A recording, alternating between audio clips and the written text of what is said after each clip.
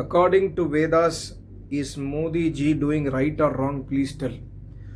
Also, another person has asked, according to Vedas, we have agreed for ceasefire. Is it right or wrong? Although these are not directly related with the main aim of my channel, I would like to answer these questions and give some Vedic insight here. I made a video a couple of days back from Rig Veda where Paramatma is giving Ashirvad and blessings to the ruler of a country to establish Dharma and destroying the Karmiya, the people who are terrorists and murderers and rapists who are disturbing the common public. They must be severely punished, whether they are internal people or external people, whether they are in our own country people or a foreigner who is coming inside our land and disturbing our country. These people must be punished and then destroyed. This is what Paramatma says, and Paramatma gives Ashirvad to such a ruler. So in this case, we have done a really wonderful job in Operation Sindoor. We have started the first step. It is, I would say, in my analysis, let's say we have done 5% of work. We have to still finish 95% of work. So with the 5% of work only, the ceasefire demand has come, or the ceasefire pressure has come. We do not really know if we know the tweet from Trump, and then so for sure there is a diplomatic political pressure from USA to India, and India accepted the ceasefire. And of course, yesterday Modi ji very clearly told about conditions, like these are the conditions. I will not agree for any nuclear threat. The discussion will be on terrorism and Kashmir. So these are some of the agenda of our agreement based on which ceasefire has been agreed. So like in private companies, when you work, like I work in a private company, when we take up a work inside a company, the management very clearly says these are your targets and this is the timeline. Before this timeline, if you have not achieved it, then you're gone. So similarly, the ceasefire agreement must have the specific targets, like Modi ji said, these points. We must put all those KPIs or all those let's say outcomes, and then we must put a date and responsibility. And then within that date, if that is not achieved, then we must build pressure to Pakistan and say that no more ceasefire and I am starting the war. And this must be also very clearly published to USA, because USA is involved, we all know. And maybe other countries are involved, we do not know. So whoever is involved in this, we must clearly say this is the condition based on which I have agreed ceasefire. And I am keeping you posted tomorrow. Don't come back and tell me again to put ceasefire. I will get involved to attack the enemy if this is not achieved by this date. So this kind of agreement we must do. These are my personal opinions, because what we have done is we have started destroying their terrorist camps, and then also after the military action happened, we started destroying their military, which is right thing. But when I saw one of the video, this Lashkar or Jaish-e-Mohammed, these people have schools where young students are being trained on this jihadist movement or whatever movements, and then they are mentally getting trained. So when you see the previous attacks, 26/11 attack or the parliament attack or USA attack or other country bombings, these people who are getting trained, right, they do not have one thing, they do not have fear of death. So they are ready to die for their motive, right? So what we must do now is, ceasefire is very temporary as per me. But we must take it ceasefire as temporary, because we must destroy all those things. Either Pakistan has to do it or they must allow us to do it. If they don't do it, we will do it. That should be the final closure of this Operation Sindoor. Operation Sindoor, as per me, is yes, we have done a very great achievement. We are within 3 days we are victorious for sure. And yesterday Modi ji also announced, yes, we have accomplished victory, but this victory is only first level. So from a Vedic perspective, because Vedas very clearly says, जब तक अधर्मी लोग completely नाश नहीं हो जाएंगे, we must completely destroy terrorism, because they will keep on coming in. We have a very big country, they can come from any side. Like yesterday I saw a video from Nepal that these people will go to Dubai or some other country. From that country they will take a flight to Kathmandu. From Kathmandu they will enter through UP or other areas, and then these people will start doing terrorist activity. So we must secure all these loopholes are stitched very nicely, and we must become a very victorious country. All today world has recognized our defense capabilities. Today world has recognized that how strong we are as an army, navy, and air force as a country.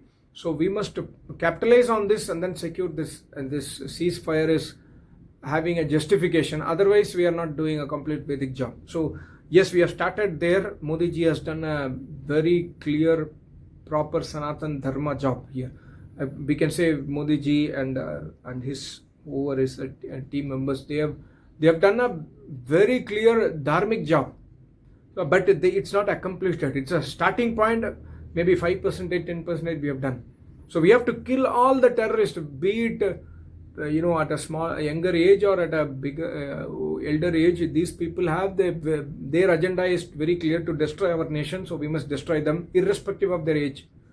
Just because देखो योग सूत्र में भी ना ऋषि says that ये अविद्या को उखाड़ कर फेंकना है from the roots. Similarly, we must the terrorist must be uprooted from the roots, and all the people who are inflicting pain on our country must be uprooted destroyed from the roots. They must be uprooted. So long way to go. We have started really right, but we must capitalize on it. Number one. And number two, very very important, is never have pride on your achievements. Yeah, you are pride in the sense our eyes must not get blind by our pride. We must be proud. Yeah, we are a proud country. I'm a proud citizen of India. Yes, for sure. But based on my capabilities today, because last time what happened in 71-72, we won the war. So, and then after that there was another fight, we won the war. And then Musharraf, what he did all the planning. When he had a very clear agenda. When he became the army chief, his clear agenda is to attack India. So he did the same thing, right? And he developed the capabilities there. At that point of time, whatever technology possible, he developed all those things and he planned everything. So similarly, we must be very vigilant, very humble, and very cautious, and our pride must not blind us.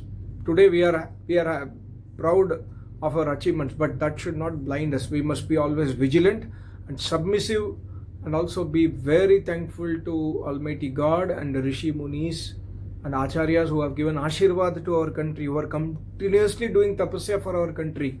We must be very very humble to our great Rishi Muni Tapasvis, and also to our soldiers who are sacrificing their life and their families. They are sacrificing their life for our countries, for our country. So we must be humble and also progress simultaneously, because these people, when we leave them, they will come and attack us.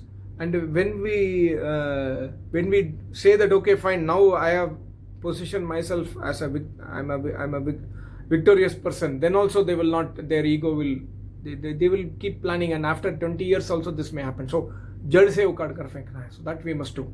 So then Modi ji and the government are doing fully Vedic deeds. Today they are started, but it has to go on, long way to go. And another question is, by आप Sam Stallone भाई के बारे में कुछ आपको पता है क्या? वो सही सलामत है क्या? Do you know Sam Stalin, whether is he okay? Can you tell something? I do not know. I know I have seen 1 or 2 videos of Sam Stalin. I don't even remember his face, and I do not know where is he, whether he is okay or not. Sorry for that. I don't have any update. And another question is, who is stronger, Bhim or Hanumanji? Yeah, so both of them lived in a very different era. Hanumanji lived in Treta Yuga, and Bhim lived in just 5000 years back during Mahabharata times in Dwapar Yuga. When it comes to, there is no direct comparison, because the Ramayana was written by Valmiki Muni and Mahabharata by Vyas Muni, so there is no direct comparison we can do, or none of the Rishi Munis have done that kind of comparison. So my personal view is like this: Hanumanji was a great scholar. Sri Ram says to Lakshmanji, first time when he meets Hanumanji, like he was ambassador of Sugriv, first time when he meets, Sri Ram says he is a very great scholar. He does not make any mistake when he speaks. His Sanskrit is so pure. and he has a medium swar, not very low, not very high. He is very composed, very balanced, extremely. So Sri Ram says that he is a very genius person. So based on strength, there are two strengths. One is physical strength, other one is the mental strength. So from the point of view of mental strength and the knowledge and wisdom, I feel for sure Hanumanji, being a great yogi, is for sure superior than Bhim. Bhim is not mentioned as a yogi in Mahabharata. So Bhim was a great warrior for sure, and Bhim also, when we read Mahabharata, the description of Bhim is at a very high level. Bhim is very, very powerful, and he has power of so many elephants, like that Vyasmuni has written. So, but when it comes to physical strength, I still feel Hanumanji is having more greater strength, because Hanumanji was a Naishtik Brahmachari, Bhim was a Grihasthi, but Hanumanji was a Naishtik Brahmachari. From that point of view, and both were like bodybuilders. So from that point of view, I still feel even Hanumanji was having more physical strength, mental strength and knowledge was more than Bhim for sure. So in both the aspects, I feel Hanumanji had was stronger overall. This is my personal analysis, but I am never, before this question came, I never had this kind of thinking. But just based on my limited knowledge on reading both the scriptures, Ramayana and Mahabharata, I feel, Bhim was great warrior. Of course, he fought the war, and then he faced many people, and then he won over many people. But when we speak about Hanumanji's strength and when Ravan attacked everyone in the army, he attacks even Hanumanji, but everyone was almost in the face of death, including Sri Ram and Lakshman. So only Hanumanji was able to survive that blow from Ravan, and then he takes instructions from the Vaidya, from that Vaidya, to go and bring Sanjeevani from the mountain. Hanumanji will not carry the mountain, he will bring the medicine from the mountain, and that mountain, reaching that mountain and then finding that herb and all is not easy. And even after the war, he goes there and then comes back. So see the stamina of Hanumanji. So it's unbelievable. And of course, stamina of Bhim also is unbelievable. He fights with that guy, I forgot the name, for more than 2-3 days. Continuous war, morning to evening, like that. So yes, he also had a huge stamina, but comparatively, I feel Hanumanji had more stamina and more. Of course, Hanumanji was a yogacharya, he was a yogi, he was a tapasvi. So I surely feel that in terms of mental strength also, Hanumanji is way ahead than Bhim. Thank you so much. Namaste. Om.